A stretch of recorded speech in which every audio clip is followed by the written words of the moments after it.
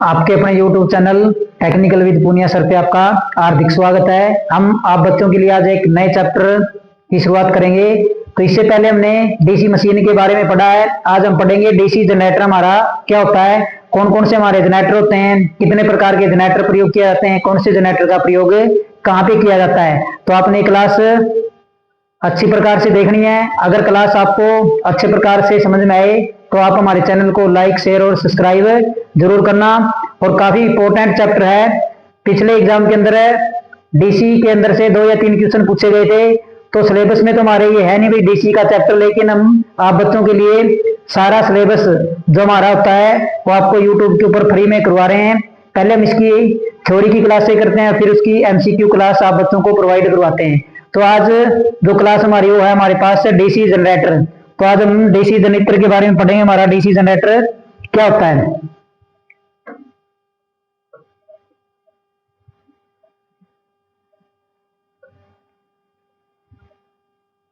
DC generator तो किसके बारे में पढ़ेंगे हम, डीसी जनरेटर के बारे में पढ़ेंगे।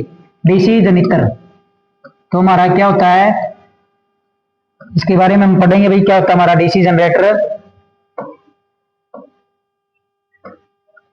तो डीसी जनरेटर का काम क्या होता है, सबसे पहले तो हमें यही पता होना चाहिए। तो डीसी जनरेटर का काम क्या होता है भाई, यांत्रिक ऊर्जा को, क्या होती है हमारे पास यांत्रिक ऊर्जा, क्या यांत्रिक ऊर्जा पूछा जाता है भाई। यांत्रिक ऊर्जा को विद्युत ऊर्जा में कौन बदलता है, क्या पूछा जाता है भाई, यांत्रिक ऊर्जा को विद्युत ऊर्जा में कौन बदलता हमारा। तो यांत्रिक ऊर्जा को विद्युत ऊर्जा में बदलने वाला यंत्र हमारे पास क्या होता है। तो यांत्रिक ऊर्जा को विद्युत ऊर्जा में बदलने के लिए हमारे पास होता है जनरेटर। क्या जनरेटर का प्रयोग किया जाता है। तो किसका प्रयोग किया जाता है, यांत्रिक ऊर्जा को विद्युत ऊर्जा में बदलने के लिए किसका प्रयोग किया जाता है, तो जनरेटर का प्रयोग किया जाता है। अब पूछा जाता भाई जो हमारा जनरेटर होता है वो किस सिद्धांत के ऊपर काम करता है या किस प्रिंसिपल के ऊपर काम करता है। तो अब इसका हमें क्या पढ़ना भाई, सिद्धांत। तो किसके बारे में पढ़ेंगे, इसका सिद्धांत क्या होता है।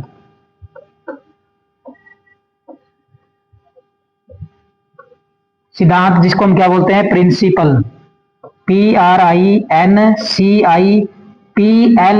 ये हमारा होता है प्रिंसिपल सिद्धांत। तो किस सिद्धांत के ऊपर काम करता है, काफी इंपॉर्टेंट है। पेपर के अंदर क्वेश्चन पूछा जाता है भाई जनरेटर किस सिद्धांत के ऊपर कार्य करता है। तो हमने लिखना है यह फैराडे के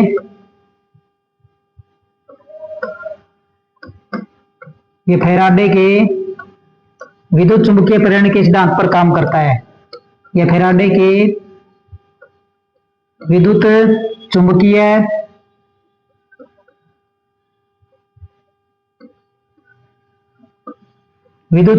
प्रेरण के सिद्धांत पर काम करता है। विद्युत चुंबकीय प्रेरण के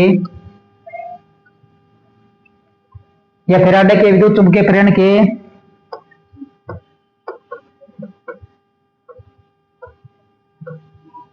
सिद्धांत पर कार्य करता है।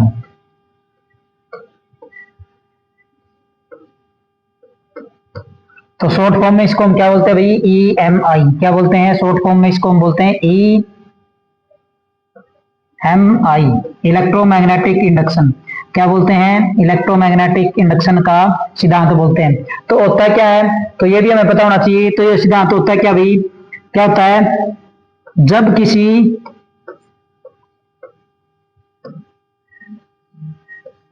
किसी धारावाही चालक में से क्या भाई,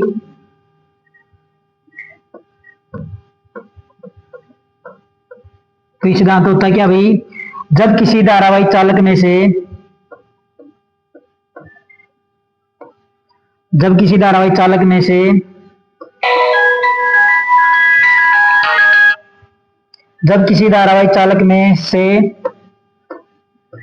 विद्युत धारा का प्रवाह करवाया जाता है,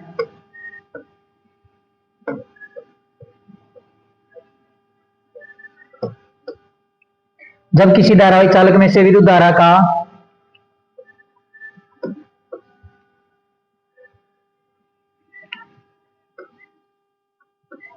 प्रवाह करवाया जाता है तो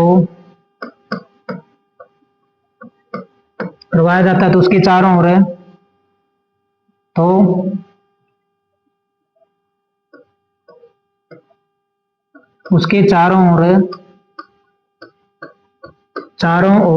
चुंबकीय क्षेत्र बन जाता है। उसके चारों ओर चुंबकीय क्षेत्र बन जाता है। उसके चारों चुंबकीय क्षेत्र बन जाता है।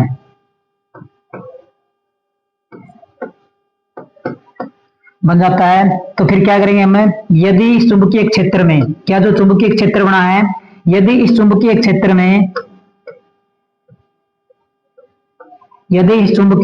में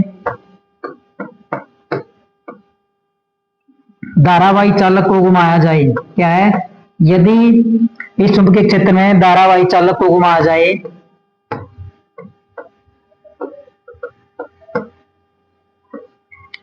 यदि इस चुंबकीय क्षेत्र में धारावाही चालक को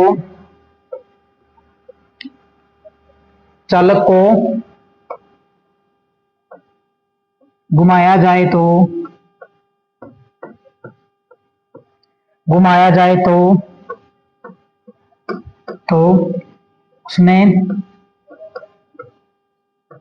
उसमें विद्युत वाहक बल उत्पन्न हो जाता है। तो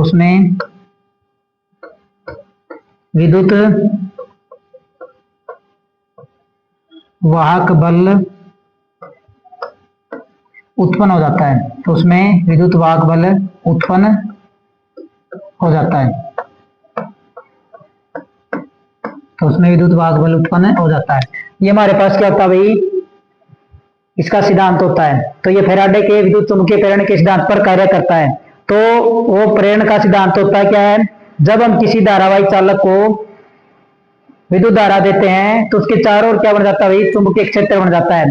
जो चुंबकीय क्षेत्र बना है, यदि उस चुंबकीय क्षेत्र में हम क्या करें भाई, किसी विद्युत वाहक धारावाही चालक को घुमाया जाए तो चालक में विद्युत वाहक बल उत्पन्न हो जाता है। ये हमारे क्या भाई जनरेटर का सिद्धांत है, कार्य सिद्धांत है। फैराडे के इलेक्ट्रोमैग्नेटिक इंडक्शन के सिद्धांत पर ये क्या कार्य करता है। अब इसके अंदर हमारी क्या होती है भाई, इसको किस किस चीज की जरूरत होती है, तो मौलिक आवश्यकताएं। तो इसके अंदर कौन कौन सी मौलिक आवश्यकताओं की हमें क्या होगी, जरूरत होगी, मौलिक आवश्यकता। तो इसके लिए हमारे पास क्या क्या चीजें होनी चाहिए, मौलिक आवश्यकता हमारी क्या क्या है, तो हम एक एक करके लिखेंगे। तो हमारे पास क्या होना चाहिए इसके लिए, सबसे पहले हमारे पास होना चाहिए स्टेटर। तो सबसे पहले हमारे पास क्या होना चाहिए भाई, स्टेटर। स्टेटर मैंने पीछे पढ़ लिया, स्टेटर होना चाहिए। आर्मेचर जो क्या होता है, इसके अंदर घूमने वाला भाग होता है और उसको हम क्या बोलते हैं, रोटर। क्या बोलते हैं, रोटर होना चाहिए। और क्या होना चाहिए, और इसके अंदर होने चाहिए कार्बन ब्रुश। क्या होना चाहिए, कार्बन ब्रुश। और क्या होना चाहिए, दिक् परिवर्तक होना चाहिए, कम्यूटेटर, दिक् परिवर्तक। और क्या होना चाहिए, इसको चलाने के लिए यांत्रिक ऊर्जा होनी चाहिए। क्या होनी चाहिए, यांत्रिक ऊर्जा। क्या होनी चाहिए, यांत्रिक ऊर्जा। तो ये इसके लिए क्या भी मौलिक आवश्यकताएं हैं जनरेटर के लिए हमारे पास, स्टेटर, आर्मेचर जो हमारा क्या होता है रोटर, कार्बन बुश, दिक् परिवर्तक और यांत्रिक ऊर्जा। अब ये भी किसके सिद्धांत पे कार्य करता है, तो यह फ्लेमिंग के, ये फ्लेमिंग के दाएं हाथ के सिद्धांत पर कार्य करता है। ये फ्लेमिंग के दाएं हाथ, राइट हैंड, दाएं हाथ नियम पर कार्य करता है।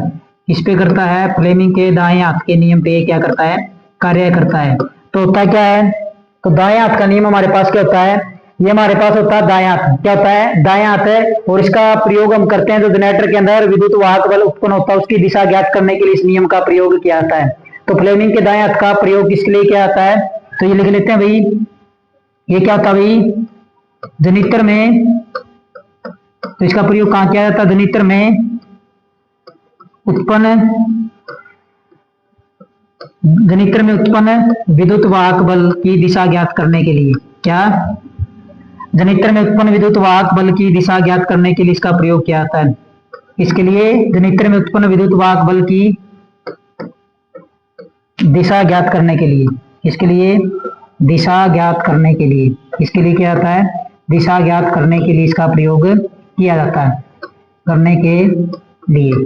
तो होता क्या हमारे पास दाएं हाथ का नियम है, तो हमारे पास ये होता है दाएं हाथ, राइट हैंड रूल है। तो हमने क्या करना है, इस दाएं हाथ का अंगूठा, पहली उंगली और बीच की उंगली को इस प्रकार से रखना, परस्पर ये क्या होने चाहिए, तीनों एक दूसरे के 90 डिग्री के एंगल पे होने चाहिए हमारे।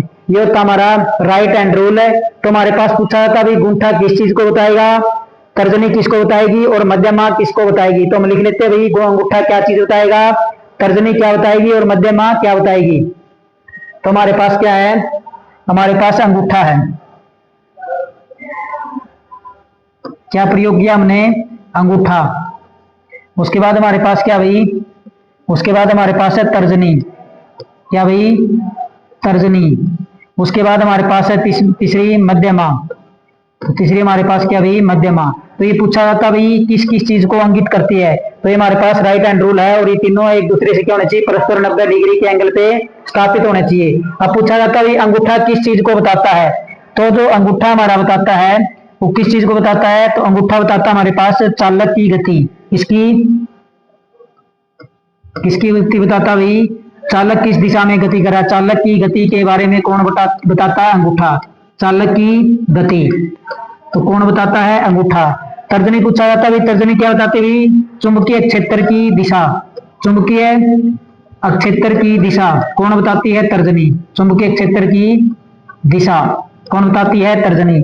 और मध्यमा क्या बताती है हमारी, तो मध्यमा बताती है हमारी उत्पन्न विद्युत वाहक बल की दिशा। तो ये किसकी बताती है भाई, उत्पन्न विद्युत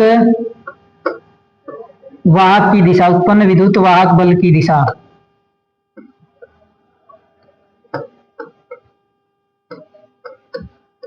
कौन बताती है हमारे पास, तो हमारे पास मध्यमा क्या बताती है भाई, उत्पन्न विद्युत वाहक बल की दिशा कौन बताती है, हमारे पास मध्यमा बताती है। कौन बताती है, मध्यमा। तो ये हमारे पास क्या भाई, इनको क्या है, ये तीनों हमारे पास क्या होने चाहिए, तो ये तीनों हमारे पास, तो लिख लेंगे ये तीनों परस्पर,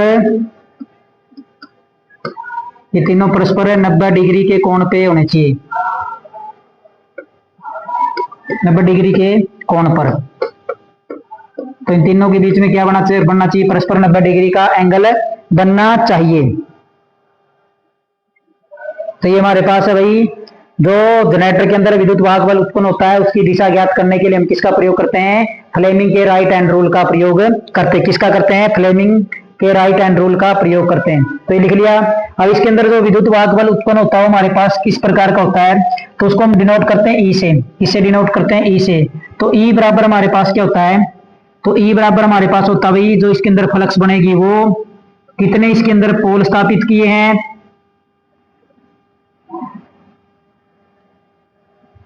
फ्लक्स कितनी है, कितने चालक प्रयोग किए हैं, कितनी उसकी स्पीड है, और बटे में 60, और गुणा में इसकी क्या प्रयोग किया जाता है, P/A। तो ये हमारे क्या भाई, इसके ईएमएफ समीकरण है ये। तो ये क्या हमारा ईएमएफ समीकरण है, काफी इंपॉर्टेंट है, इसके अंदर से क्वेश्चन पूछे जाते हैं पेपर के अंदर से। तो ये सारी चीजें हम लिख लेंगे भाई, फाई क्या होता है, एफ क्या होता है, एन क्या होता है, पी क्या होता है और ए क्या होता है।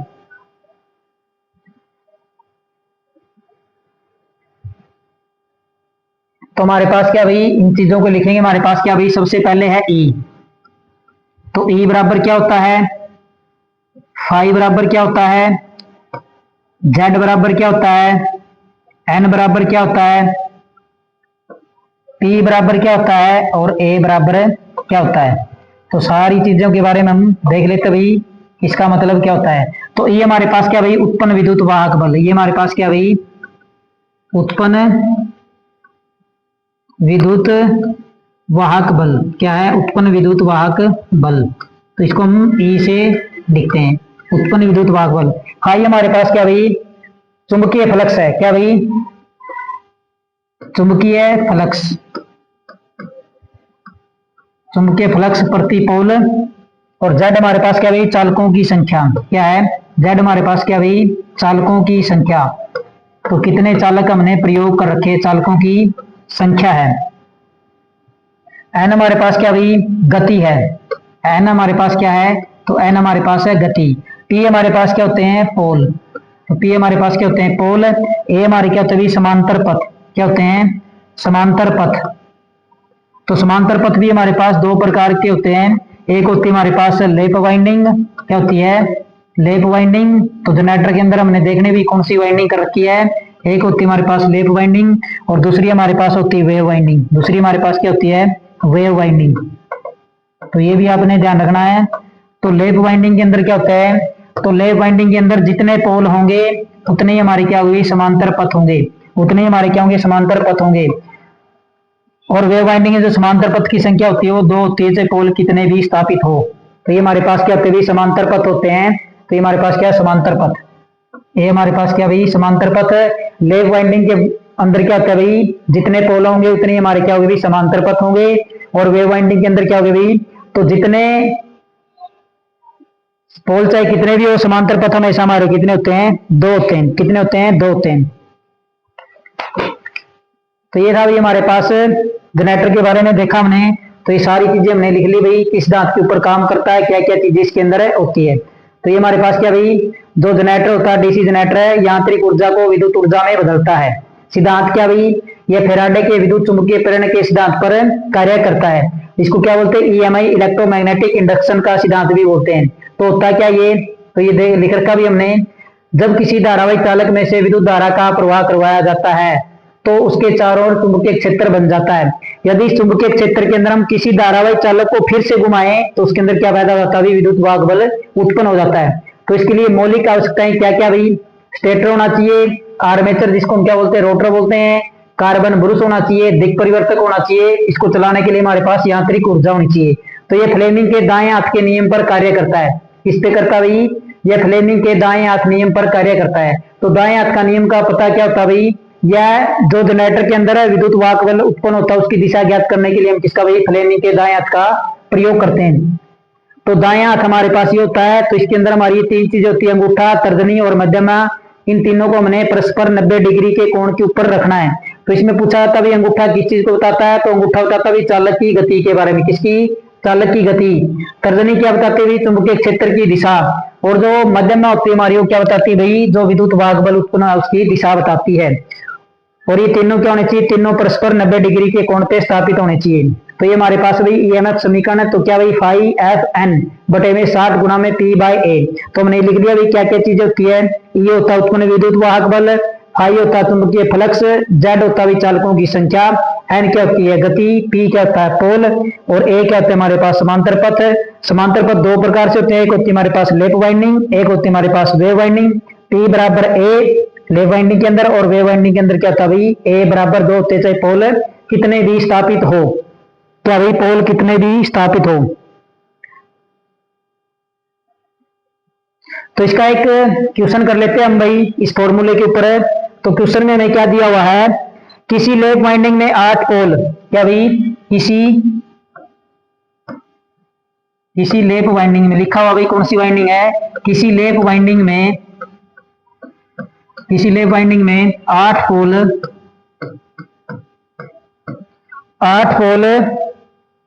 आर्मेचर में चुंबकीय फ्लक्स, 8 पोल में आर्मेचर चुंबकीय फ्लक्स, आर्मेचर चुंबकीय फ्लक्स,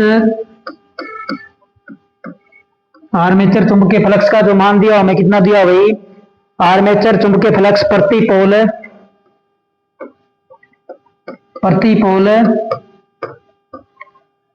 20 मिली वेबर है। कितना है, 20 मिली वेबर है। कितना है, 20 मिली वेबर है। तथा चालकों की संख्या 460 है। क्या भाई, चालकों की संख्या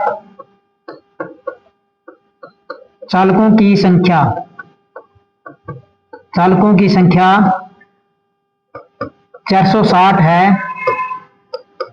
और और घूर्णन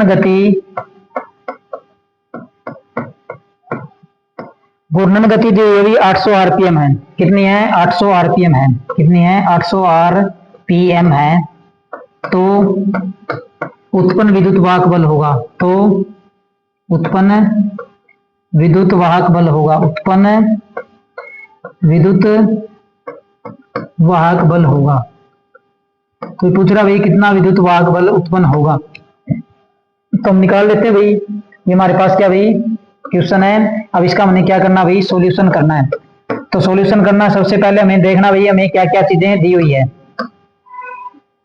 तो हमें क्या दिया भाई? कौन सी है वाइंडिंग? कौन सी है? लेप वाइंडिंग है। कौन सी है? लेप वाइंडिंग है। तो लेप वाइंडिंग का मतलब क्या होता है भाई? P बराबर ए, जितने पोल होंगे उतने हमारे क्या होंगे? समांतर पथ होंगे। तो पोल हमें यहाँ पे कितने दिए हुए हैं? पोल दे रखे 8। कितने दे रखे? 8 है। तो समांतर पथ भी हमारे पास कितने हो गए? 8 हो गए। उसके बाद हमें क्या दिया हुआ है? तो हमारे पास यहाँ सूत्र होता है भाई E बराबर में फाई जेड एन। क्या होता है? फाई जेड एन बटे में 60 गुना में P बाई ए। क्या होता है? P बाई ए। तो हमारे पास क्या भाई? जेड का मान हमें कितना दिया भाई? चालकों की संख्या कितनी दे रखी है? 460। कितनी दे रखी है? 460। फ्लक्स का मान हमें कितना दिया हुआ है? 20 मिली वेबर। तो इसका मतलब क्या भाई? 20 गुना में 10 की माइनस पावर 3। और हमें क्या दिया भाई? आर। एन कितनी दी हमें? तो एन हमें दी हुई है 800 आरपीएम। कितनी? 800 आरपीएम। तो इस फॉर्मूले के अंदर हम इसको रख लेते हैं भाई। तो उस फॉर्मूले में रखेंगे हमारे पास क्या भाई?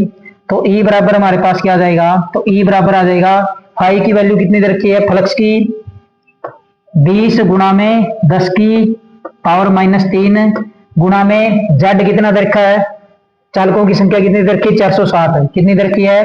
460 गुना में एन की वैल्यू कितनी दे रखी है? 800। कितनी दे रखी है? 800 बटे में क्या है? 60 है। गुणा में क्या हो जाएगा? गुणा में पी की वैल्यू कितनी है? 8 है और ए की वैल्यू भी कितनी? 8। तो 8 से 8 कैंसिल हो गया। अब हमारे पास क्या भाई? ऊपर है, नीचे लेके आएंगे तो नीचे कितना हो जाएगा? हमारे पास 1000 हो जाएगा। तो 2 जीरो से 2 जीरो कैंसिल होगी, 1 जीरो से 1 जीरो कैंसिल होगी और इस जीरो से ये जीरो कैंसिल होगी, इससे ये 3 पे कट गया। तो यहाँ पे हमारे पास कितना बचा भाई? यहाँ पे बच गया हमारे पास 46 गुणा में 8 बटे में 3। देखो भाई 20 मिली वेबर था हमारे पास, तो इस 10 को हमने क्या कर लिया भाई? नीचे लिया है 10 की पावर माइनस 3 को। तो नीचे हमारे पास कितना हो गया? 1000। 20 गुना में 460 गुना में 800, 8 से 8 कैंसिल हो गया, 1000 से 2 जीरो तो यहाँ कट गई, 1 जीरो ये कट गई, इस जीरो से ये जीरो कैंसिल होगी, 2 से 3 पे कट गया। तो हमारे पास ये कितना हो गया? 8 छिक 48, 4 8 चौके 32 और 4 36। तो हमारे पास 368 बटे 3 आ गया। तो इसको भाग करेंगे, हमारे पास कितना आ गया? 1 2 और फिर कितने पे जाएगा? 2 कितना बच गया? 2 6 फिर कितना बच गया? 2 6। तो हमारे पास ये आ गई हमारे पास वोल्टेज भाई। इतनी वोल्टेज उत्पन्न होगी, 122.66 वोल्टेज हमारे पास क्या होगी? उत्पन्न होगी। तो इस प्रकार से हमने इसके क्वेश्चन भी करने हैं। क्या करना है? इस प्रकार से हमने इसके क्वेश्चन भी सोल्व कर सकते हैं, क्योंकि पेपर के अंदर कुछ भी पूछा जा सकता है, तो आपको सारी चीजें अच्छी प्रकार से आनी चाहिए। अब इसके बाद हम पढ़ेंगे भाई जनरेटर का वर्गीकरण। क्या पढ़ेंगे भाई? जनरेटर का वर्गीकरण पढ़ेंगे भाई। कौन कौन से प्रकार के हमारे जनरेटर होते हैं और कौन से जनरेटर का प्रयोग कहां पे किया जाता है। तो आगे हमारे पास भाई जनित्र का वर्गीकरण। किसका? जनित्र का वर्गीकरण। तो काफी इंपॉर्टेंट है जनित्र का वर्गीकरण। जनित्र का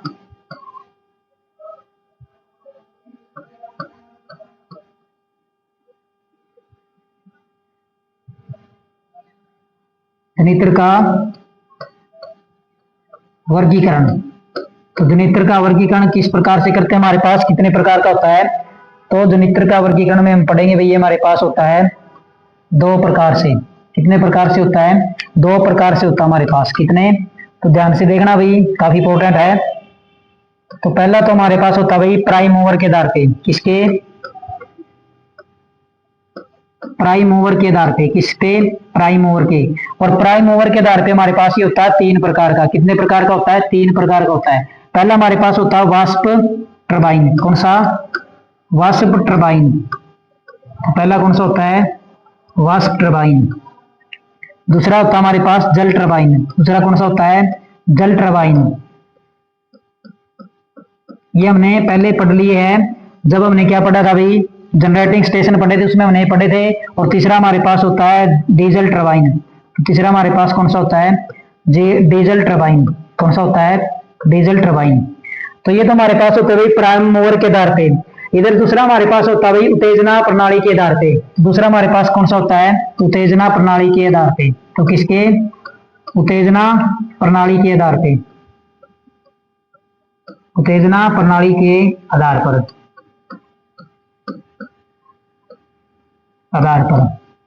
तो उत्तेजना प्रणाली के आधार पे हमारे पास ये 2 प्रकार का होता है। कितने प्रकार का होता है? 2 प्रकार का होता है हमारे पास। तो 2 कौन कौन से प्रकार होते हैं हमारे पास? एक होता है हमारे पास स्व उत्तेजना प्रणाली। तो पहला हमारे पास कौन सा होता है?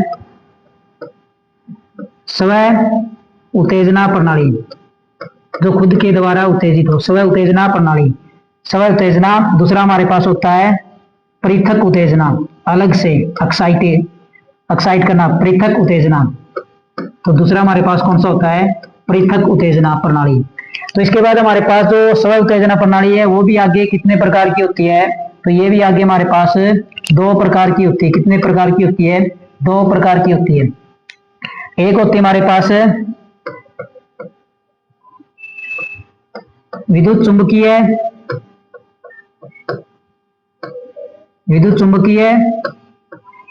कौन सी होती है? विद्युत चुंबकीय प्रणाली। तो विद्युत के द्वारा जो चुंबक बनेगा उससे। और दूसरी हमारे पास होती है भाई स्थायी चुंबक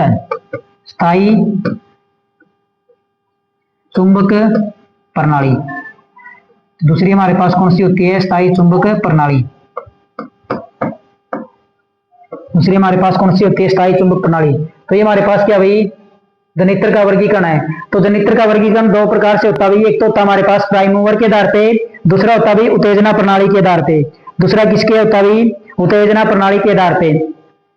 तो जो प्राइम मूवर होते हैं उसमें 3 होते हैं हमारे पास, वाष्प टरबाइन, जल टरबाइन और डीजल टरबाइन। उत्तेजना प्रणाली हमारे पास 2 प्रकार की होती है। एक तो होती है स्व उत्तेजना प्रणाली भाई खुद के द्वारा, और दूसरा होता है किसी दूसरी चीज के साथ उसको उत्तेजित करना। फिर हमारे पास क्या होता है? स्व उत्तेजना प्रणाली 2 प्रकार की होती है। स्व उत्तेजना कौन कौन सी? विद्युत चुंबकीय प्रणाली और स्थायी चुंबक प्रणाली। तो आगे हमारे पास जो विद्युत चुंबक प्रणाली हो, आगे हमारे पास क्या भाई? 3 प्रकार की होती है। तो कितने प्रकार की होती है हमारे पास? ये आगे हमारे पास 3 प्रकार की होती है। तो 3 प्रकार इसमें कौन कौन से होते हैं? एक होता है हमारे पास सीरीज जनरेटर। कौन सा? सीरीज जनित्र। कौन सा होता है? सीरीज जनित्र होता है। दूसरा हमारे पास होता है शंट जनरेटर। तो दूसरा हमारे पास कौन सा होता है? शंट जनित्र। और तीसरा हमारे पास होता है कंपाउंड जनरेटर। तीसरा कौन सा होता है? Compound generator.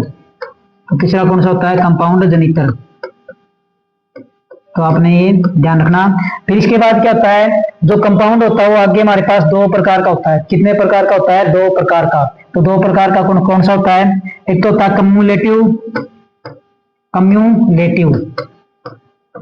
Cumulative shunt generator.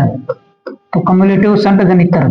तो कौन सा होता है? कम्युलेटिव शंट जनित्र। और दूसरा हमारे पास होता है डिफरेंशियल।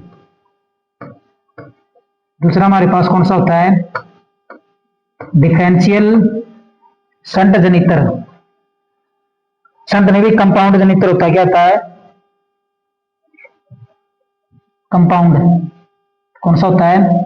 कंपाउंड जनित्र। कौन सा होता है? Compound generator. तो इस प्रकार से हम क्या करते हैं भाई? इसका वर्गीकरण करते हैं। तो इसके अंदर से क्वेश्चन भी पूछा जा सकता है भाई। तो ये हमारे पास क्या भाई? जनरेटर का वर्गीकरण है, जनित्र का वर्गीकरण है। तो इस प्रकार से करते भाई प्राइम मूवर के आधार पर और उत्तेजना प्रणाली के आधार पर हमारा क्या भाई? जनरेटर का क्या है? वर्गीकरण है। अब एक एक करके हम सारे इन जनरेटरों को पढ़ेंगे भाई। सीरीज जनरेटर कौन सा होता है? शंट कौन सा होता है? कंपाउंड कौन सा होता है? कम्युलेटिव कंपाउंड क्या होता है? और डिफरेंशियल कंपाउंड जनरेटर क्या होता है? तो सबसे पहले हम पढ़ेंगे भाई इसमें सीरीज जनरेटर के बारे में पढ़ेंगे। किसके बारे में? सीरीज जनरेटर के बारे में पढ़ेंगे। हमारा क्या होता है भाई? तो किसके बारे में पढ़ेंगे हम? Series generator. तो क्या पढ़ेंगे भाई? सीरीज जनरेटर हमारा क्या होता है? Series generator.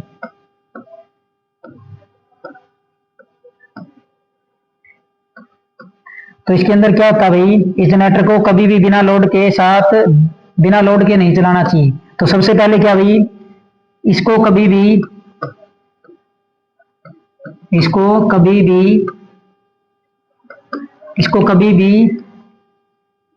बिना लोड के नहीं चलाना चाहिए। इसको कभी भी बिना लोड के नहीं चलाना चाहिए।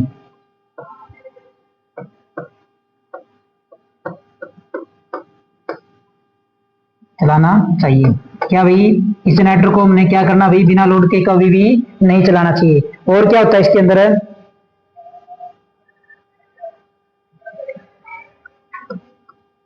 लोड बढ़ने पर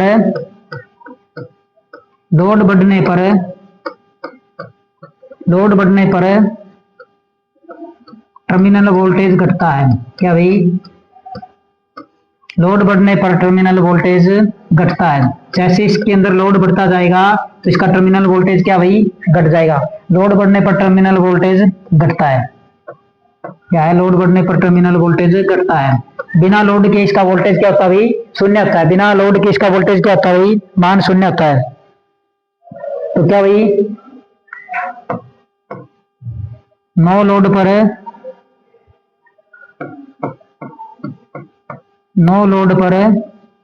लोड पर टर्मिनल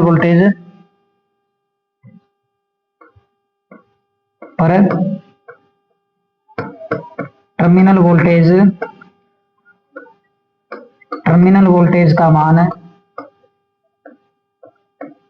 नो लोड पर टर्मिनल वोल्टेज का मान शून्य होता है। क्या होता है? मान शून्य होता है। और क्या होता है? आर्मेचर का प्रतिरोध, जो इसके अंदर से क्वेश्चन पूछा जाता है, काफी इंपॉर्टेंट है। आर्मेचर का प्रतिरोध पूछा जाता है कितना होता है? तो आर्मेचर का प्रतिरोध 1 ओम से कम होता है। क्या होता है? 1 ओम से कम होता है। क्या होता है? 1 ओम से कम होता है। पूछा जाता है आर्मेचर का प्रतिरोध कितना होता है? तो 1 ओम से कम होता है। अब हम देखते हैं भाई इसका डायग्राम हमारे किस प्रकार से बनाते हैं हम। तो हमारे पास क्या भाई? सीरीज जनरेटर है। तो सीरीज जनरेटर के हमारे पास क्या होती है भाई? एक तो होती है हमारे इसके अंदर है फील्ड वाइंडिंग।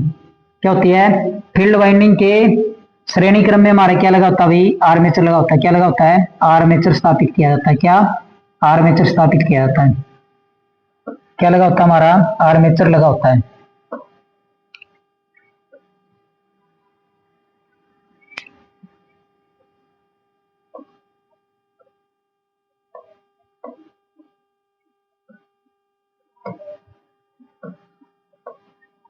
इस प्रकार से हमारे क्या होते हैं? इसके कनेक्शन किए जाते हैं।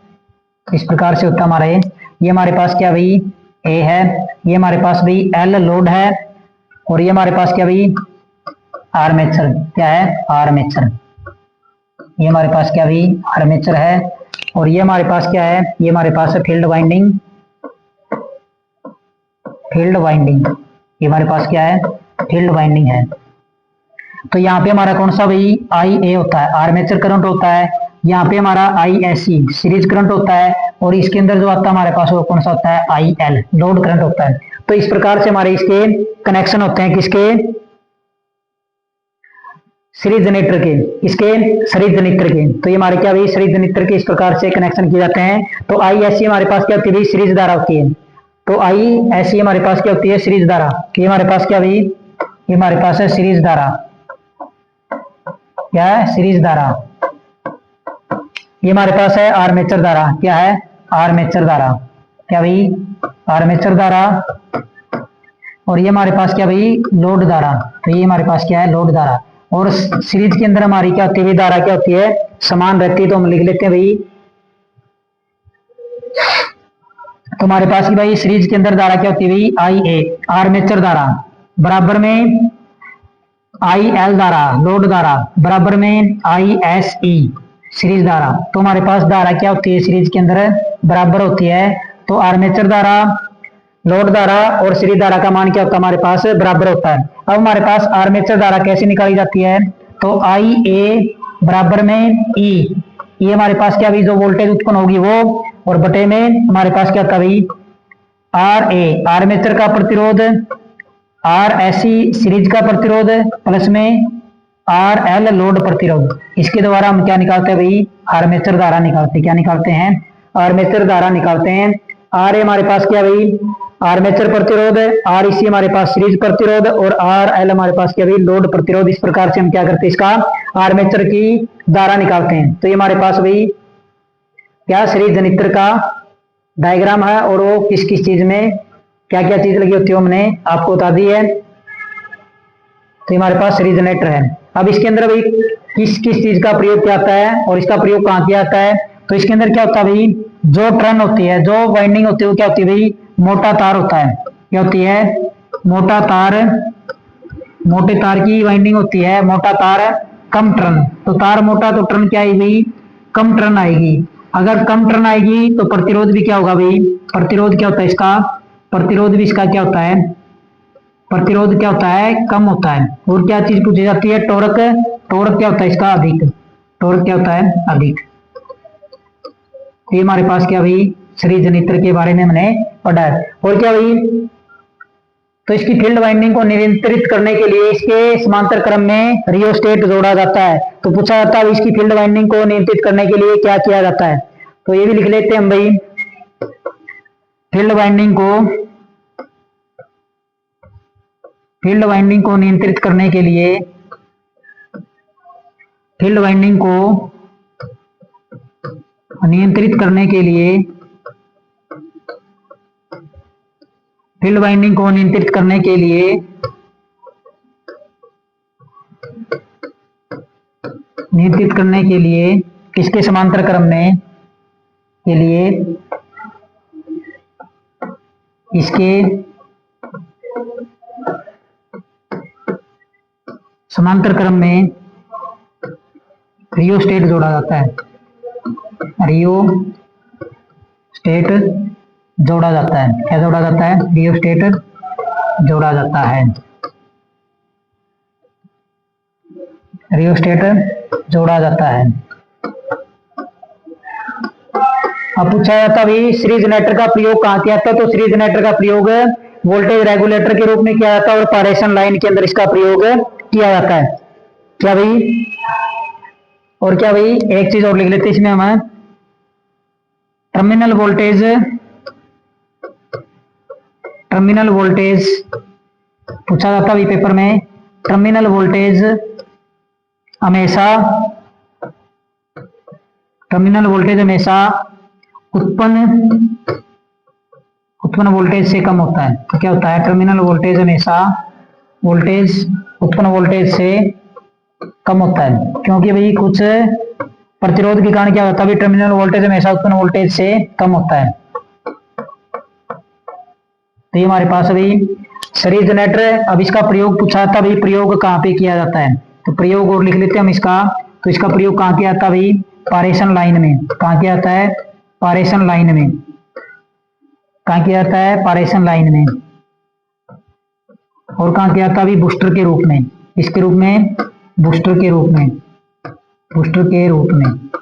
तो यहाँ पे इसका क्या किया था अभी प्रयोग किया जाता है बूस्टर के रूप में। और बूस्टर क्या होता है भाई वोल्टेज ड्रॉप को कम करने के लिए बूस्टर के रूप में इसका हम प्रयोग करते हैं। तो ये हमारे पास भाई सीरीज जनरेटर है। तो इसके अंदर जो जो क्वेश्चन इंपॉर्टेंट है सारे हमने इसके अंदर कवर कर लिया। भाई सीरीज जनरेटर क्या होता है, इसको कभी भी बिना लोड के नहीं चलाना चाहिए। लोड बढ़ने पर टर्मिनल वोल्टेज क्या होता है घटता है। नो वोल्टेज पर टर्मिनल वोल्टेज का मान हमेशा क्या रहता है भाई शून्य रहता है। आर्मेचर का प्रतिरोध 1 ओम से कम होता है। ये हमारे पास अभी फील्ड वाइंडिंग है, ये आर्मेचर वाइंडिंग, ये दोनों एक साथ क्या जुड़ी हुई सीरीज में जुड़ी है। तो इसके अंदर जो धारा होगी वो हमारे पास क्या होगी सब जगह बराबर होगी, क्योंकि सीरीज के अंदर धारा हमारी क्या रहती है सेम रहती है। तो आर्मेचर धारा IA बराबर में आई एल लोड की धारा और सीरीज की धारा हमारी तीनों क्या होती है, बराबर होती है। फिर हमसे पूछा था आर्मेचर धारा हम कैसे निकालते हैं, तो धारा निकालने के लिए हमारे पास क्या होता है, वोल्टेज बटे करंट, वोल्टेज बटे में प्रतिरोध होता है। क्या होता है, वोल्टेज बटे में प्रतिरोध। तो ये हमने लिख लिया भाई, ये हमारे पास क्या उत्पन्न वोल्टेज है, और ये हमारे पास प्रतिरोध क्या है, आर्मेचर का प्रतिरोध हो गया, सीरीज का प्रतिरोध हो गया, और लोड का प्रतिरोध हो गया। तो इस प्रकार से हम निकालते हैं। इसके बाद पूछा जाता है जो वाइंडिंग की जाती है वो कैसी होती है, तो वाइंडिंग हमारे पास कैसी होती है, मोटा तार होता है, उसकी कम टर्न लगाई जाती है, कम टर्न लगाने का उसका प्रतिरोध भी क्या हो जाता है, कम हो जाता है। प्रतिरोध कम होने का टॉर्क हमारा क्या होता है, अधिक होता है। फिर पूछा जाता है फील्ड वाइंडिंग को नियंत्रित कैसे किया जाता है, तो फील्ड वाइंडिंग को नियंत्रित करने के लिए इसके समांतर क्रम में क्या लगाया जाता है, रियोस्टेट जोड़ा जाता है। टर्मिनल वोल्टेज हमेशा उत्पन्न वोल्टेज से क्या होती है, कम होती है। फिर पूछा जाता है इसका प्रयोग पारेषण लाइन में और बूस्टर के रूप में, तो बूस्टर के रूप में हम इसका प्रयोग करते हुए वोल्टेज ड्रॉप को नियंत्रित करने के लिए या कम करने के लिए। अब अगला हमारे पास है भाई डीसी शंट जनरेटर। तो अगला हमारे पास कौन सा भाई, डीसी शंट जनरेटर। तो नेक्स्ट हमारे पास है डीसी शंट जनरेटर। कौन सा है, डीसी शंट जनरेटर। पहले हमने डीसी शंट, डीसी सीरीज पढ़ा, डीसी शंट जनरेटर। तो ये क्या होता है भाई, इसके बारे में हम पढ़ेंगे क्या होता है हमारे पास। तो इसके अंदर हमने लिखना भाई, इसको बिना लोड के, इसको हमेशा बिना लोड के साथ चलाना चाहिए। इसको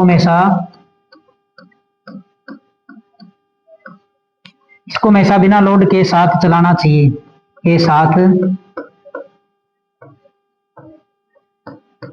चलाना चाहिए। तो पहला हमने लिखा था भाई सीरीज वाले को क्या भाई, लोड के साथ चलाना चाहिए, और इसको हमने क्या भाई, इसको हमेशा बिना लोड के साथ चलाना चाहिए। अगर शुरुआत में लोड स्थापित कर दिया, तो क्या होगा भाई, अगर शुरुआत में लोड स्थापित कर दिया, क्या कर दिया, लोड स्थापित कर दिया, अगर शुरुआत में लोड स्थापित कर दिया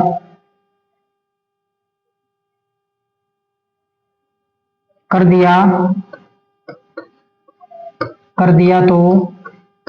फील्ड वाइंडिंग है,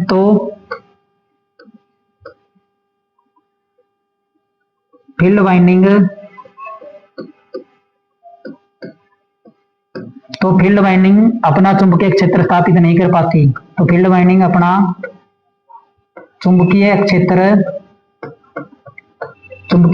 स्थापित नहीं कर पाती।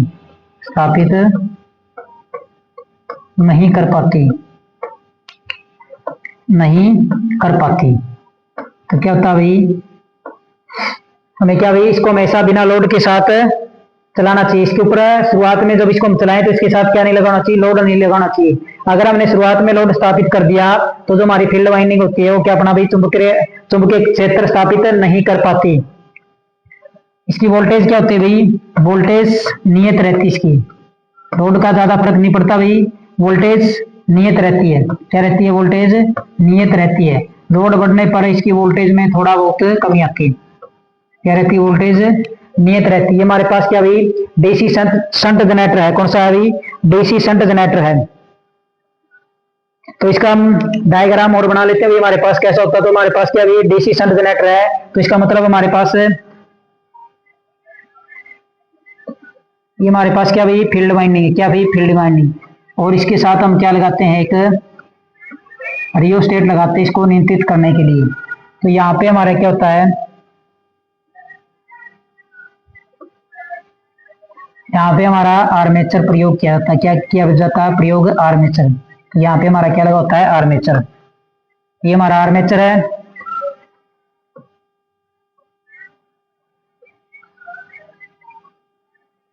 और यहाँ पे हमारे साथ इसके साथ क्या लगा होता है, ये हमारे साथ इसके साथ लगा होता है लोड।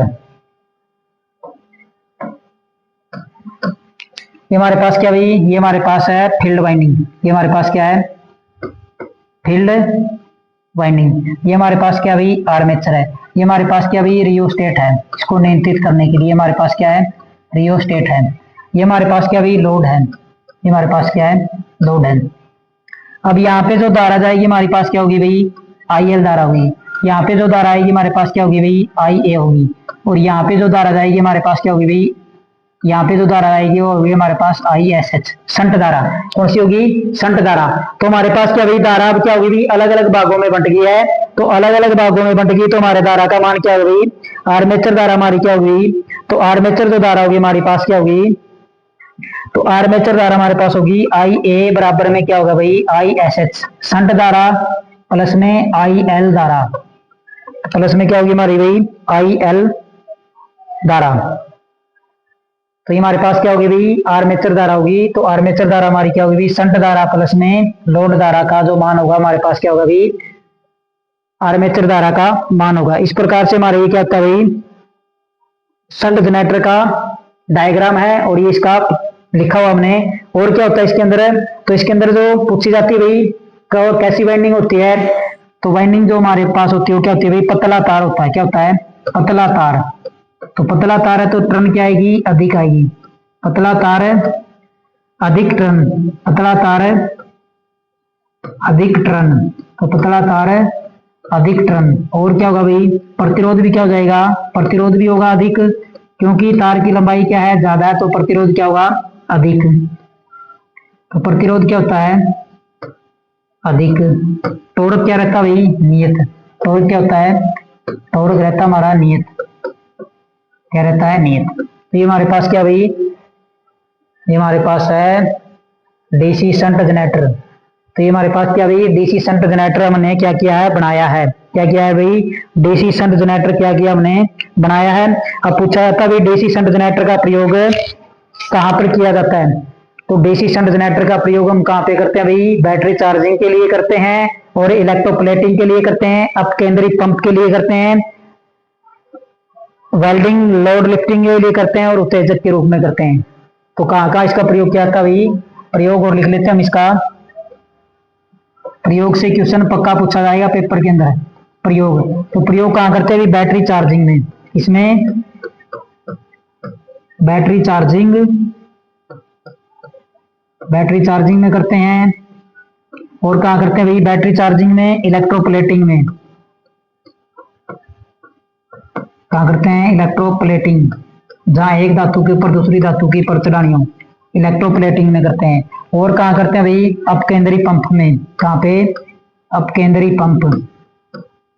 कहाँ करते हैं, अपकेंद्री पंप। और कहाँ पे करते हैं भाई, उत्तेजक के रूप में, एक्साइटर के रूप में, इसके रूप में, उत्तेजक या एक्साइटर के रूप में। यहाँ पे इसका क्या क्या था, प्रयोग क्या था भाई, या जहाँ पे हमें क्या भाई नियत लोड की, नियत वोल्टेज की जरूरत होती है, वहां पे हम क्या करते हैं, डीसी शंट जनरेटर का प्रयोग करते हैं। तो दो हमने पढ़ ली भाई, डीसी सीरीज जनरेटर पढ़ लिया है, डीसी शंट जनरेटर पढ़ लिया है। अब हम क्या पढ़ेंगे भाई, डीसी कंपाउंड जनरेटर पढ़ेंगे। तो तीसरा हमारे पास कौन सा भाई, डीसी कंपाउंड जनरेटर। तो तीसरा हमारे पास कौन सा है, डीसी कंपाउंड जनरेटर के बारे में हम पढ़ेंगे भाई। कौन सा है, डीसी कंपाउंड जनरेटर। तो कौन सा है, DC compound, DC compound generator. तो कौन सा भी, डीसी कंपाउंड जनरेटर। तो ये क्या होता है भाई, हमारे पास दो प्रकार का होता है। कितने प्रकार का होता है, ये दो प्रकार का होता है। तो दो कौन कौन सा, एक तो होता है हमारे पास भाई short shunt, short shunt generator, short shunt generator. दूसरा हमारे पास होता है भाई लॉन्ग शंट। कौन सा होता है, long shunt, long shunt generator. दूसरा हमारे पास कौन सा होता है, एक होता है हमारे पास शॉर्ट शंट और एक होता है हमारे पास लॉन्ग शंट। तो शॉर्ट शंट क्या होता है, लॉन्ग शंट क्या होता है, अब हम इसके बारे में पढ़ेंगे भाई। किसके बारे में,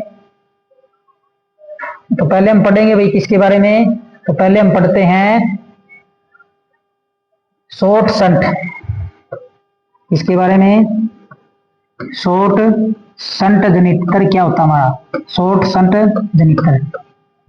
तो इसमें हमारे पास क्या होता है भाई, इसमें हमारी पूरी वाइंडिंग एक साथ नहीं जुड़ी होती। तो पहले हम इसका क्या बना लेते हैं भाई, डायग्राम बनाते हैं।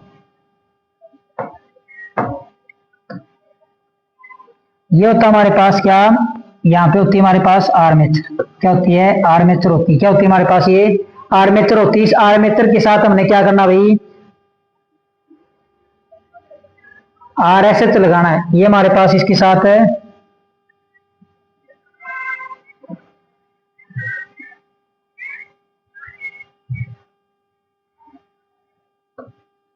ये हमारे पास यहाँ पे क्या भाई आर्मेचर है, क्या आर्मेचर है।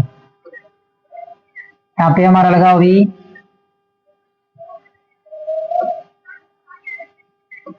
RSE सीरीज प्रतिरोध लगा हुआ, क्या लगा हुआ है सीरीज प्रतिरोध लगा हुआ, क्या लगा हुआ है सीरीज प्रतिरोध लगा हुआ है। और यहाँ पे हमारे इसके साथ ये क्या जुड़ा होता है, लोड जुड़ा होता है, क्या जुड़ा हुआ है लोड। और यहाँ पे हमारी क्या आएगी भाई, यहाँ पे आएगी हमारी VT टर्मिनल वोल्टेज, क्या आएगी VT टर्मिनल वोल्टेज कितनी आएगी। तो इसके साथ हमारा क्या जुड़ा होता है भाई RSH और जुड़ा होता है, क्या जुड़ा होता है RSH। तो RSH जो जुड़ा होता है हमारा वो यहाँ पे जुड़ा होता है। तो RSH हमारा कहाँ जुड़ा होता है, तो RSH हमारा जुड़ा होता है यहाँ पे, ये हमारा क्या भाई RSH। ये हमारे पास क्या भाई RSH शंट प्रतिरोध है, ये हमारे पास सीरीज प्रतिरोध है। यहाँ पे हमारे पास क्या है टर्मिनल वोल्टेज है, ये हमारे पास क्या भी आर्मेचर है। अब पूछा जाता है इसमें क्या क्या चीजें होती है। इसमें लोड बढ़ने पर टर्मिनल वोल्टेज क्या होती है, घटती है। क्या होती है, लोड बढ़ने पर टर्मिनल वोल्टेज क्या होती है, घटती है। लोड बढ़ने पर चुंबकीय फ्लक्स का मान बढ़ता है। तो इसके अंदर क्या चीज होती है, तो जैसे जैसे इसके अंदर लोड बढ़ेगा, क्या लोड बढ़ने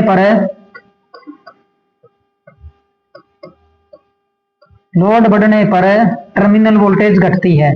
तो क्या होती है भाई, लोड बढ़ने पर टर्मिनल वोल्टेज घटती है, क्या भाई टर्मिनल वोल्टेज घटती है। टर्मिनल वोल्टेज क्या करती है, घटती है। दूसरा क्या होता है भाई, लोड बढ़ने पर, ये चीज भी पेपर में पूछी जाती है, लोड बढ़ने पर चुंबकीय फ्लक्स बढ़ती है, चुंबकीय फ्लक्स बढ़ती है, क्या भाई चुंबकीय फ्लक्स बढ़ती है। ये हमारे पास क्या होता है भाई शॉर्ट शंट जनित्र होता है। लोड बढ़ने पर टर्मिनल वोल्टेज घटती है, लोड बढ़ने पर चुंबकीय फ्लक्स क्या होती है भाई, चुंबकीय फ्लक्स का जो मान क्या जाता है, बढ़ जाता है। अब इसी के कंपैरिजन में दूसरा हमारे पास होता है भाई कौन सा, दूसरा इसी के कंपैरिजन में हम आपको दिखाते हैं। तो दूसरा होता है हमारे पास लॉन्ग शंट, क्या होता है लॉन्ग शंट। तो लॉन्ग शंट में क्या होता है भाई, ये दोनों ही यहाँ पे हमारे पास होता है, यहाँ पे हमारे पास क्या होता है, एक मिनट। तो लॉन्ग शंट में हमारे पास क्या होता है, ये हमारे पास RSH होता है, और ये हमारे पास क्या होता है भाई आर्मेचर होता है। और यहाँ पे इसके साथ ये क्या होता है भाई, इसके पास लोड स्थापित होता है। और यहाँ पे आगे हमारी क्या होती है भाई VT होती है, हमारे पास क्या होती है VT। ये हमारे पास है RSH, और ये हमारे पास है RSE, और ये हमारे पास आर्मेचर, और ये हमारे पास क्या भाई लोड। तो फर्क क्या है इनमें, इसमें केवल RSH जुड़ा होता है, इसमें दोनों क्या हो गए भाई इसके समांतर में हो गए दोनों। तो इसमें क्या होता है भाई, तो लोड बढ़ने पर टर्मिनल वोल्टेज का मान लगभग स्थिर रहता है, क्या रहता है भाई इसमें टर्मिनल वोल्टेज का मान लगभग स्थिर रहता है। तो इसके अंदर क्या होता है भाई, तो इसके अंदर होता है भाई टर्मिनल वोल्टेज का मान टर्मिनल वोल्टेज का मान स्थिर रहता है, लगभग क्या रहता है, लगभग स्थिर रहता है, क्या रहता है लगभग स्थिर रहता है। तो ये हमारे पास शॉर्ट शंट और लॉन्ग शंट जनरेटर थे भाई, कौन से शॉर्ट शंट और लॉन्ग शंट जनरेटर। तो शॉर्ट का मतलब भाई छोटा सा हिस्सा जुड़ा हुआ है, और लॉन्ग का मतलब क्या भाई पूरे के अंदर जुड़ा हुआ है। तो ये हमारे पास शॉर्ट शंट और लॉन्ग शंट है। अब हम पढ़ेंगे भाई हमारे पास क्या भाई दो कंपाउंड जनरेटर था, हमारे पास दो प्रकार का और था। एक था हमारे पास डिफरेंशियल कंपाउंड जनरेटर, और एक था हमारे पास कम्युलेटिव कंपाउंड जनरेटर। तो हम पढ़ते आगे भाई, अब हमारे पास है भाई कौन सा डिफरेंशियल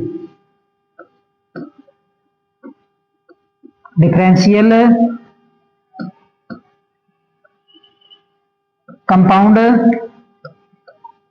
जनरेटर। तो इसमें क्या होता है, तो इसके अंदर अब लिखना हमने भाई क्या, चुंबकीय फ्लक्स एक दूसरे का विरोध करती है, क्या करती है भाई चुंबकीय फ्लक्स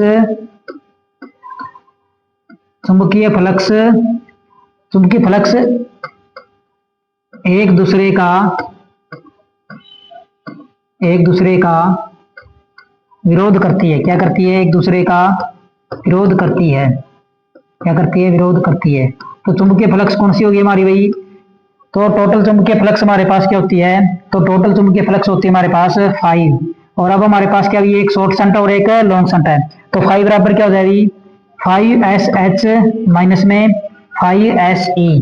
तो ये हमारे पास क्या होती है, एक दूसरे का विरोध करती है, तो क्या हो जाएगी, घट जाएगी। शंट की फ्लक्स और सीरीज की फ्लक्स, तो हमारे पास होता कैसे है,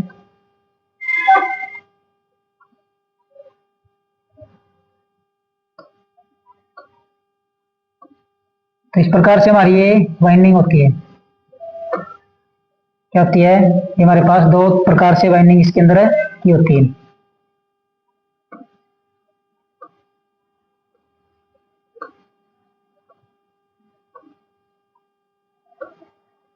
तो इसके अंदर हमारी क्या होती है भाई, ये एक दूसरे का विरोध कैसे करती है, तो इसमें जो चलती है हमारे पास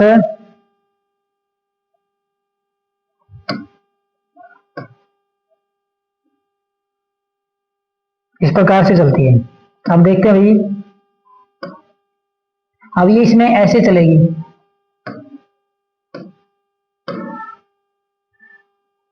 इसमें क्या चलेगी, ये ऐसे चलेगी।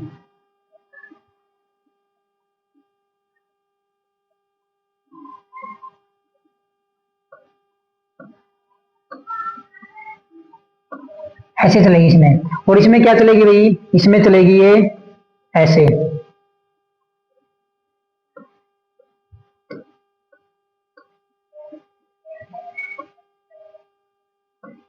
तो ये क्या करती है, एक दूसरे का क्या करती है भाई, विरोध करती है। तो ये एक दूसरे का क्या करती है, विरोध करती है हमारी, क्या करती है, एक दूसरे का विरोध करती है, अपोजिट दिशा में क्या चलती है हमारी, चलती है। तो ये क्या करती है, एक दूसरे का विरोध करती है। हमारे पास क्या होता है भाई, ये हमारे पास है डिफरेंशियल कंपाउंड जनरेटर। तो डी का मतलब होता है भाई डिक्रीज, तो इससे आपने याद रखना है भाई, डिक्रीज का मतलब क्या होता है भाई, कम होना। तो इसमें चुंबकीय फ्लक्स क्या हो जाती है, कम हो जाती है। तो चुंबकीय फ्लक्स एक दूसरे का क्या करती है, विरोध करती है, क्योंकि दोनों क्या करती है, अपोजिट दिशा में चलती है। तो इसमें क्या होता है भाई, अचानक फ्लक्स में परिवर्तन होने के कारण टर्मिनल वोल्टेज कम हो जाता है। तो क्या लिखना होता है इसके अंदर भाई, इसके अंदर क्या हो जाता है, तो इसके में क्या होता है भाई, अचानक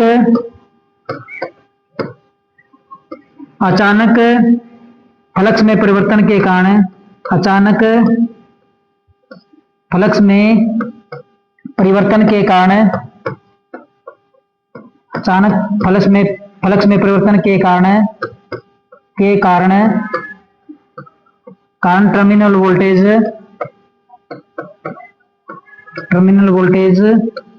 कम हो जाता है। क्या हो जाता है, कम हो जाता है। क्या हो जाता है, कम हो जाता है। टर्मिनल वोल्टेज क्या हो जाता है, कम हो जाता है। इसको विभेदी कंपाउंड जनरेटर भी कहते हैं। तो इसका दूसरा नाम क्या भाई, इसको विभेदी कंपाउंड जनरेटर भी कहते हैं। क्या कहते हैं भाई, विभेदी कंपाउंड जनरेटर भी कहते हैं। क्या कहते हैं, विभेदी कंपाउंड जनरेटर भी कहते हैं। प्रयोग इसका पूछा जाता है भाई, प्रयोग, तो इसका प्रयोग कहाँ किया जाता है, वेल्डिंग में। कहाँ किया जाता है प्रयोग, इसका प्रयोग वेल्डिंग के अंदर किया जाता है।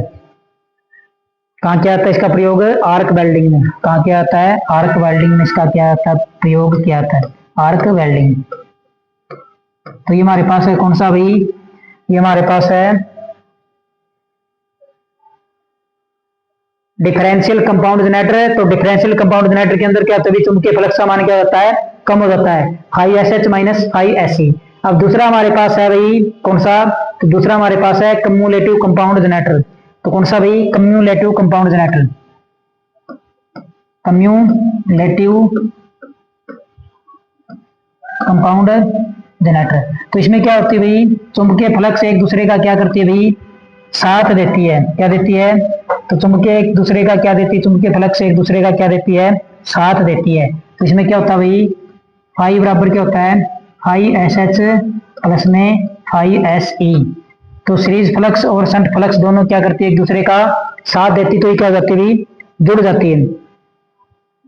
क्या होती है, जुड़ती है। क्या होती है, जुड़ती से संचयी कंपाउंड जनरेटर भी कहते हैं। इसमें चुंबकीय फ्लक्स का मान जुड़ता है। तो इसमें क्या लिखेंगे भाई, इसका दूसरा नाम पूछ लिया जाता है, तो इसे क्या कहते हैं, इसे संचयी कंपाउंड जनरेटर कहते हैं। इसे संचयी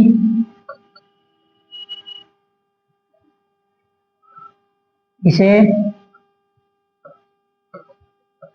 संचयी कंपाउंड जनरेटर कहते हैं। क्या कहते हैं? संचयी कंपाउंड जनरेटर कहते हैं।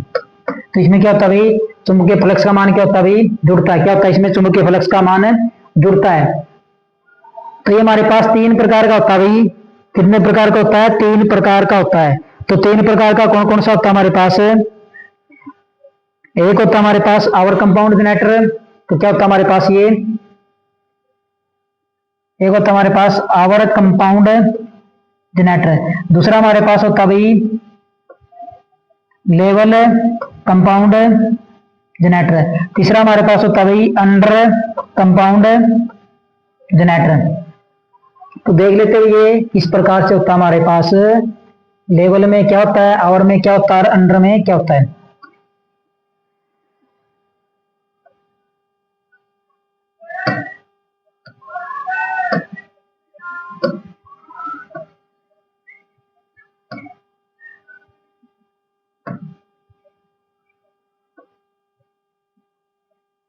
तो इस प्रकार से हमारे ये 3 होते हैं भाई। एक होता है लेवल का, एक होता है अंडर का और एक होता है आवर कंपाउंड जनरेटर।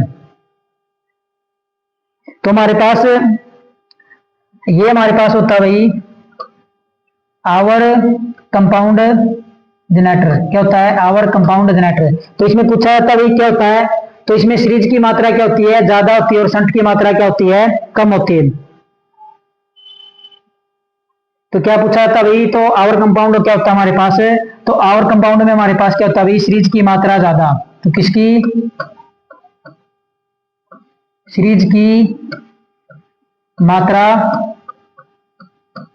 ज्यादा। इसकी सीरीज की मात्रा क्या होती है? ज्यादा होती है। और शंट की क्या होती है? कम होती है। शंट की क्या होती है? कम। तो इसमें क्या होती है भाई? आवर कंपाउंड जनरेटर के अंदर हमारा क्या होता है भाई? तो आवर कंपाउंड जनरेटर के अंदर होती है हमारी सीरीज की मात्रा क्या होती है? ज्यादा। और शंट की मात्रा क्या होती है? कम। तो ये दूसरा हमारे पास होता है, ये होता है हमारे पास लेवल कंपाउंड जनरेटर। कौन सा? Level compound generator. इसमें क्या होती है भाई? मात्रा बराबर होती है। क्या होती है? मात्रा बराबर होती है। तो इसमें शंट की और सीरीज की मात्रा क्या होती है? बराबर होती है। ये तीसरा हमारे पास है, ये हमारे पास है अंडर कंपाउंड जनरेटर। तो ये हमारे पास क्या हुई? Under compound generator. तो अंडर कंपाउंड जनरेटर में क्या होती है? शंट की मात्रा ज्यादा। किसकी? शंट की मात्रा ज्यादा। किसकी? शंट की मात्रा ज्यादा होती है। क्या होती है? शंट की मात्रा ज्यादा। और सीरीज की क्या होती है? तो सीरीज की होती है कम। तो क्या होती है? सीरीज की कम होती है। तो सीरीज की क्या होती है भाई? कम होती है। ये हमारे पास क्या होती है भाई? शंट जनरेटर के अंदर over compound generator, level compound generator और अंडर कंपाउंड जनरेटर। तो इसके अंदर से क्वेश्चन पूछा जाता है भाई आवर कंपाउंड जनरेटर में किसकी मात्रा ज्यादा होती है और किसकी मात्रा क्या होती है? कम होती है। तो ये हमारे किसके अंदर ग्राफ बनता है भाई? ये हमारे पास आई एल लोड धारा और वीटी के बीच में बनता है। किसके? वीटी टर्मिनल वोल्टेज और लोड धारा के बीच में हमारा क्या ये ग्राफ बनाया जाता है। तो ये थी हमारी भाई डीसी जनरेटर की थ्योरी की क्लास नंबर 1। आपने क्लास अच्छी प्रकार से देखनी है और पूरी क्लास देखनी है। अगर इसमें से कोई भी चीज आपको समझ में ना आए तो आप हमें कमेंट बॉक्स में बता सकते हो, ताकि नेक्स्ट वीडियो के अंदर हम आपके क्या करें भाई, उस समस्या का क्या करें, सॉल्यूशन करें या उसका समाधान करें। अगर क्लास आपको अच्छे प्रकार से समझ में आई तो आप हमारे चैनल को लाइक, शेयर और सब्सक्राइब जरूर करना और हमारे साथ ऐसे ही टेक्निकल भर्तियों की तैयारी करते रहना। धन्यवाद।